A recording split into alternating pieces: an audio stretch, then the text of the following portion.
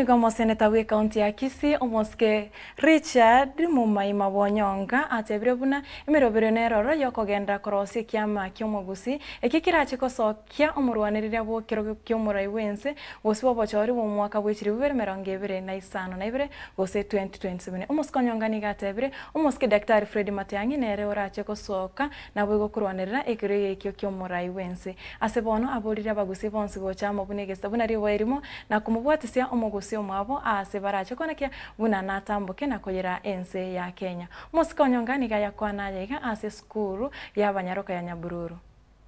It might make me understand that excellence must be rewarded and mediocrity thrown away. That is what my Catholic school did to me. So I want to tell all you girls here, work hard, make sure you read hard, speak good English. Hata Kiswahili ukitaka unachanganya. Tumeelewana?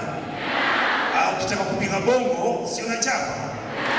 Ama ni ile ingine mnasema tufanye nini?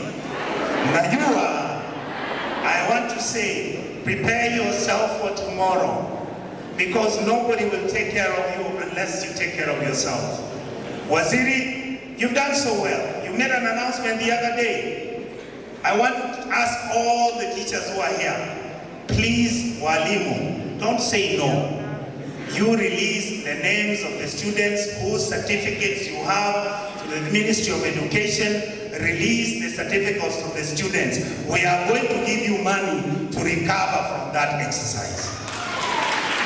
That is what the National Assembly and that is what the Senate wants to do. Monoling, I want to end up the president. Bonyoka David Ove, Sukurichabo to Sola, Okole, Akaram, Karikamara, Niakole, Polytechnic, Naboko Mirangel, Morgan. Finally, the reality we face today in Kenyan politics, I will say it today here without contradiction, with utmost respect. Kenyan politics is based on arrangements and programs where political parties negotiate for what they take to their counties and areas.